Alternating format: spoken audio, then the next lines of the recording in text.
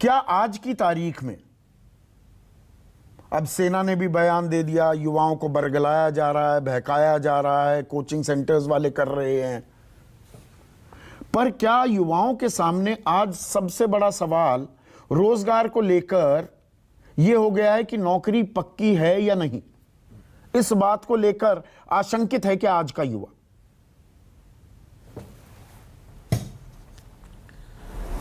देखिए संदीप जी, ये बहुत ही संजीदा इशू है और मैं संजीदगी से जवाब भी दूंगा। जब भी आप देखें इतिहास उठा के आज़ाद भारत का, तो सरकारों ने कहा है कि नौकरियां क्रिएट करेंगे और जितनी कोशिश उन्हें करनी चाहिए थी उतनी बहुत कोशिश की नहीं कही। ये आप अपने आप से रिसर्च करेंगे तो पता चलेगा। लेकिन एक बात तो ज़रूर कहूँगा कि जो बड़े अहम फैसले लेने चाहिए जॉब क्रिएशन से रिलेटेड, वो जो बड़े फैसले लेने चाहिए थे वो हमारी सरकार ने लिए।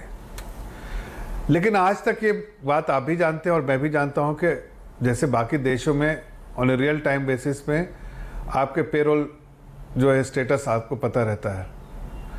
हमारे देश में आज भी ऐसी सिचुएशन नहीं है जिस दिशा में हम काम कर रहे हैं कि पेरोल स्टेटस लाइव हो,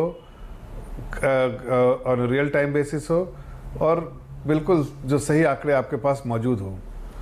शायद इस दिशा में काम बहुत पहले होना चाहिए था, नहीं हुआ, लेकिन अब हो रहा है। मेरी खुद जो है इस बारे में जो कंसर्न मिनिस्टर भूपेंद्र यादव जी हैं उनसे बात हुई थी और उन्होंने इस बात पे इशारा किया कि हम पहले बहुत लिमिटेड मिनिस्ट्रीज से डेटा आते थे, अब सारी मिनिस्ट्रीज से जो कोलेक्ट करके एक ऐसा रियल टाइम बेसिस पे करेंगे। इनफॉर्मल इकॉनमी हमारी काफ़ी बड़ी है, उसमें काफ़ी बड़ी तादाद में नौकरियां होती हैं जिसके बारे में इसके डेटा नहीं आ पाते हैं। जो EPFO में ना हो, ESIC में ना हो, उसके बारे में शायद डेटा में नहीं कैप्चर कर पाते। लेकिन एक अंदाज ज़रूर होता है, चाहे आपका CMIE डेटा हो या कोई और भी सर्वे हो कि या एक इकोनॉमिस्ट का सर्वे हो, सैंपल अलग अलग हो सकते हैं और नहीं, कुछ डेटा तो एक सेकंड के लिए इंटरवीन कर रहा हूं, उससे एक अंदाजा होता है।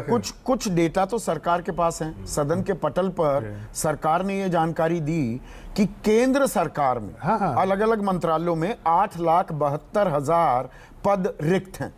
ये सरकार की जानकारी है। अब प्रधानमंत्री ने अगले 1.5 साल में 10 लाख नौकरियां देने का वादा किया है कि भाई नौकरियां दो इन मंत्रालयों में। ये सरकार का आंकड़ा है। जो लेबर फोर्स पार्टिसिपेशन रेट है वो हमारा 47% होता था, वो घटकर 40% से नीचे चला गया है। ये आंकड़े हैं सरकार के पास। आप बोल रहे फिर मैं बोलूं? जी बोलिए। नहीं, मैं उन सब बातों को, आपकी कोई बात को काट नहीं रहा हूं। मैं ये कह रहा हूं कि आज प्री कोविड लेवल पे जो हालात थे उस हालात तक पहुंच गए हैं। शायद वो एक तरह से अनएम्प्लॉयमेंट रेट मोर और लेस स्टेबलाइज कर गया है। अब जो है इंक्रीमेंटल जॉब क्रिएट करने की बात है, जो हमारी सरकार उस दिशा में काम करे। आदरणीय प्रधानमंत्री जी ने 10 लाख जो इन मंत्रालय से बोला है उस पर काम भी चल रहा है। लेकिन उसके साथ साथ जो भी स्ट्रक्चरल रिफॉर्म्स लिए, जो बड़े पॉलिसी रिफॉर्म्स लिए, गति शक्ति हो या फिर और भी कोई ऐसे रिफॉर्म मेजर्स लिए जिससे जाहिर है नौकरियां ज़्यादा आएंगी। ऐसा एनवायरनमेंट बना दे कि नौकरियां सरकार दे नहीं सकती है, ये बात समझनी पड़ेगी। सरकार जो है फैसिलिटेटर है, वो बहुत सारे सिचुएशन ऐसे क्रिएट करेगी जिससे कि नहीं, जो सरकार में नौकरियां हैं वो पद तो भरे जा सकते हैं ना।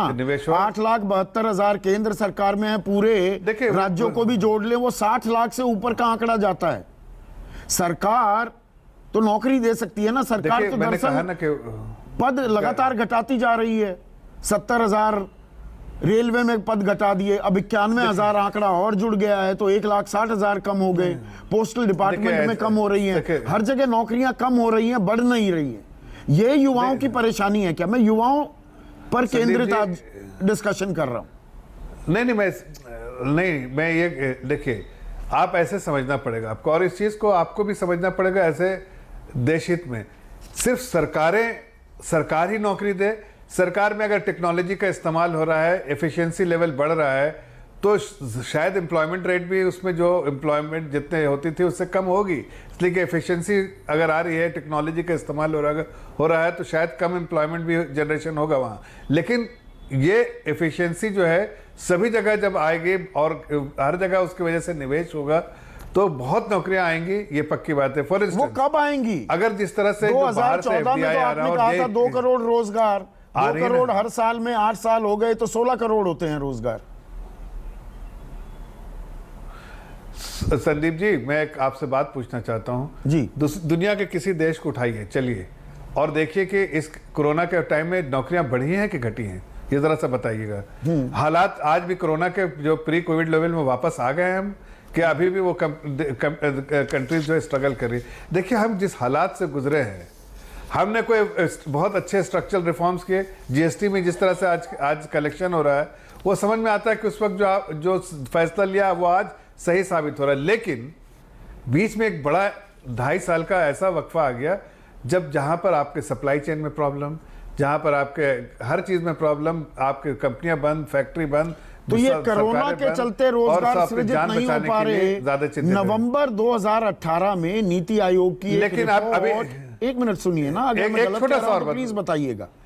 नवंबर 2018 में नीति आयोग की एक रिपोर्ट सार्वजनिक हो गई थी कि 6.8% बेरोजगारी दर है 45 साल के सबसे उच्चतम स्तर पर।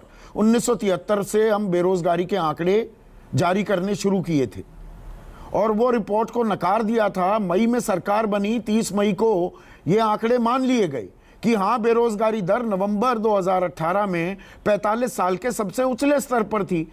नवंबर 2018 में तो कोरोना नहीं आया था।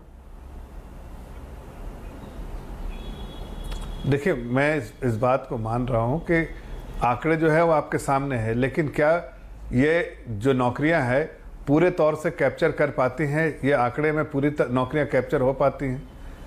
शायद ये सैंपल सर्वे बताती हैं कि भाई इतनी नौकरियां हैं, इतनी नौकरियां। आप जो भी देखिए मेथोडोलॉजी पे जाके देखिए तो किस तरह से वो होते हैं। सरकार का आंकड़ा है, मैं तो सरकार के आंकड़े के हिसाब से सवाल पूछ रहा हूं। कोई सीएमआई नहीं, कोई और नहीं। सभी का 100 नहीं, क्या 100% थोड़ी होता है कि सैंपल कि पूरे घर के जितने हाउस होल्ड हो सबको जा टटोल के देखा कितनी नौकरियां हैं, कितनी नौकरियां नहीं है। जाहिर है सैंपल के बेसिस पे होता है, उसमें थोड़ा वेरिएशन हो सकता है, ऊपर नीचे हो सकता है, बट उस चीज़ पे मैं नहीं जा रहा हूँ। मैं ये कह रहा हूँ कि उस वक्त ग्लोबल इकोनॉमी भी कंट्रैक्शन में थी और इंडियन इकोनॉमी भी स्ट्रक्चरल रिफॉर्म्स लेने की वजह से और पॉलिसी रिफॉर्म्स की वजह से उसमें भी थोड़ा सा प्राइवेट इन्वेस्टमेंट नहीं हो रहा था और सरकार सिर्फ कैपिटल एक्सपेंडिचर जितना कर पा रही थी उससे थोड़ा उसमें भी जो है जीडीपी ग्रोथ में कमी आई। लेकिन अब आप देखिए तेज़ी से नौकरियां भी बढ़ रही हैं। अब अगर Naukri.com का आप उठा के देखिए तो देखिए आपको दिखेगा कि बहुत तेज़ी से वहाँ जो है बहुत सारे रिक्रूटमेंट जो है एजेंसीज जितनी हैं, एचआर एजेंसीज हैं, सबका देखिए आप आंकड़ा, आप उनके स्टैटिस्टिक्स देखिए, सब कह रहे हैं कि बहुत तेज़ी से हायरिंग हो रही है। जफर भाई, आप अनडिवाइडेड बिहार में पैदा हुए, मैं कह रहा हूँ कि जानकारी दे रहा, एक मिनट सुनिए ना, आप अनडिवाइडेड बिहार में पैदा हुए। बिहार में ग्रामीण इलाकों में 6.5% नौकरी पेशा लोग हैं, 100 में से 6.5 लोग, और ये आंकड़ा 2017-18 में 9.5% था। नौकरी पेशा लोगों की तादाद घट गई है। 24% शहरी इलाकों में उनके पास नौकरी है, और यही कारण है क्या? और उत्तर प्रदेश 7.2%, 7.25%, 8% से कम मध्य प्रदेश। और वहीं पर जब प्रदर्शन होता है, अब वो उकसाया गया, बहकाया गया, मैं उसमें विषयांतर नहीं होना चाहता हूं, वो युवाओं के मन में यही तो सवाल है ना कि भाई पक्की नौकरी, रोजगार अलग होता है और नौकरी और पक्की नौकरी, इसलिए मैंने इन 3 शब्दों का इस्तेमाल किया कार्यक्रम की शुरुआत में। आपके पक्की नौकरी से क्या मतलब? आपका क्या पक्की नौकरी किसको कहते हैं आप? पक्की नौकरी की 20 साल 25 साल उसमें पेंशन भी मिलेगी, पीएफ भी होगा, वो पक्की नौकरी हुई। इस पीएलएफएस के आंकड़े में ऐसी नौकरियां, नौकरी पेशे में हम वो भी जोड़ रहे हैं जिसमें कोई पीएफ नहीं, कोई पेंशन नहीं। अब वो देखिए, इस मॉडर्न दुनिया में अब बहुत कम ऐसे ऑर्गेनाइजेशन बचे हैं, बहुत कम ऐसी सरकारें बची हैं जो कि पेंशन जो है लाइबिलिटी अपने सर पे रखती हैं। पेंशन तो बहुत कम सरकारें देती हैं। पेंशन